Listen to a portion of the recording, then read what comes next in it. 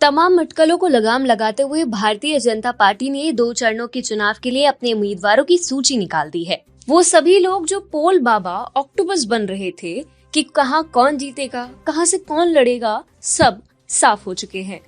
दूसरी बात ये कि भाजपा ने ये भी बता दिया है कि पार्टी कोई पकड़े या छोड़े, काम अपने तरीके से होगा।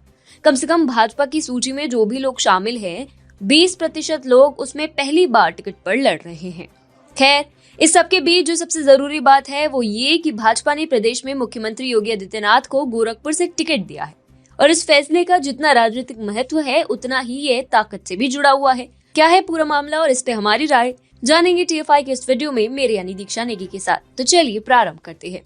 उत्तर प्रदेश की राजनीति में घटित हुए अब तक के घटनाक्रम से स्पष्ट हो गया है कि उत्तर प्रदेश के मुख्यमंत्री योगी आदित्यनाथ अब अगले महीने गोरखपुर सीट से विधानसभा चुनाव लड़ेंगे। भाजपा ने शनिवार दोपहर अपने उम्मीदवारों की पहली सूची जारी करते हुए योगी आदित्यनाथ को गोरखपुर से लड़ाने का फैसला किया है। गोरखपुर शहरी सीट के लिए मतदान 3 मार्च को होगा, जब छठे और अंतिम चरण का चुनाव होगा। ये इलाका मुख्यमंत्री का गढ़ है और 2017 तक उन्हें लगातार 5 बार लोकसभा के लिए यहाँ से वोट दिया गया है। टिकट बंटवारे के बाद केंद्रीय मंत्री धर्मेंद्र प्रधान ने संवाददाताओं से कहा, काफी विचार विमर्श के बाद ये फैसला किया गया है और पार्टी के शीर्ष नेतृत्व ने अंतिम फैसला लिया है। धर्मेंद्र प्रधान ने आगे कहा, योगी जी ने कहा है कि किसी भी सीट से चुनाव लड़ूंगा जहां पार्टी मुझसे पूछती है और यह पार्टी का फैसला था। योगी आदित्यनाथ ने अपने घर से समाचार एजेंसी NI को बताया, मैं गोरखपुर से मुझे मैदान में उतारने के लिए PM मोदी, भाजपा प्रमुख JP नड्डा और केंद्रीय संसदीय समिति का आभारी हूँ। भाजपा सबका साथ सबका विकास के मॉडल पे काम करती है। भाजपा पूर्ण बहुमत के साथ सरकार बनाएगी। पहले ऐसी अटकलें थी कि मुख्यमंत्री योगी आदित्यनाथ अयोध्या या मथुरा में से किसी एक जगह से चुनाव लड़ सकते हैं।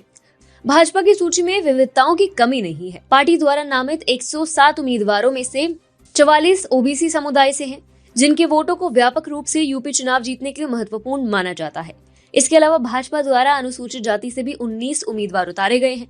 OBC और अनुसूचित जाति उत्तर प्रदेश के मजबूत वोट बैंक रही है। भाजपा ने 10 महिला उम्मीदवारों के नाम भी बताए हैं।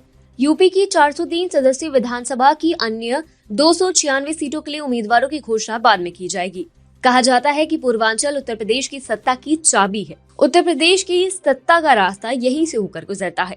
शायद इसीलिए PM मोदी ने विगत 8 महीनों में 6 बार पूर्वांचल का दौरा कर लिया और कई विकास परियोजनाओं का अनावरण भी किया। इसीलिए क्षेत्रीय नेता अपनी गणितीय गणना के आधार पर पार्टी बदल रहे हैं ताकि उन्हें भी सत्ता का थोड़ा सा स्वाद मिल जाए।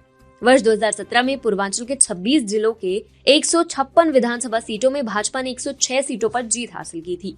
जैसे उत्तर प्रदेश में पूर्वांचल महत्वपूर्ण है, उसी प्रकार से बनारस और गोरखपुर पूर्वांचल के लिए महत्वपूर्ण है। गोरखपुर दशकों से भाजपा का गढ़ रहा है। खासकर 1980 के दशक के अंत और 1990 के दशक की शुरुआत में राम मंदिर आंदोलन के बाद से गोरखपुर में सिर्फ भाजपा की तूती बोल रही है। योगी आदित्यनाथ ने सन 1998, 1999, 2004, 2009 और 2014 में लगातार 5 बार गोरखपुर लोकसभा सीट जीती है। यह हिंदुत्व का गढ़ तब भी अजय रहा जब समाजवादी पार्टी और बहुजन समाजवादी पार्टी का दबदबा था। इसलिए भाजपा ने इस बेल्ट में योगी आदित्यनाथ को उतारकर इस गढ़ पर कब्जा करने का मन बना लिया है। जहां एक तरफ दूसरे राजनीतिक दल के मुखिया चुनाव लड़ने से भी घबरा रहे हैं, वहीं योगी आदित्यनाथ ने एकदम पुराने तरीके से राजनीति करने की ठानी है। एक तरफ बहुजन समाजवादी पार्टी के राष्ट्रीय महासचिव सतीश चंद्र मिश्रा ने कह दिया है कि बहुजन समाजवादी पार्टी प्रमुख मायावती उत्तर प्रदेश में आगामी विधानसभा चुनाव नहीं लड़ेंगी, तो दूसरी ओर सपा के अखिलेश यादव ने भी चुनाव न लड़ने का मन बना लिया है। सतीश चंद्र मिश्रा ने कहा कि मैं राज्यसभा का सदस्य हूं और मायावती को 3 राज्यों में पार्टी की चुनावी तैयारियों की समीक्षा करनी है। हम विधानसभा चुनाव नहीं लड़ रहे हैं। वहीं दूसरी ओर समाजवादी पार्टी प्रमुख अखिलेश यादव ने भी कहा है कि वे उत्तर प्रदेश विधानसभा चुनाव नहीं लड़ेंगे। असल में इन नेताओं को डर है, वे अपनी साख को दांव पर नहीं लगाना चाहते हैं। वहीं दूसरी ओर योगी आदित्यनाथ एकदम रास्ते पर चल रहे हैं।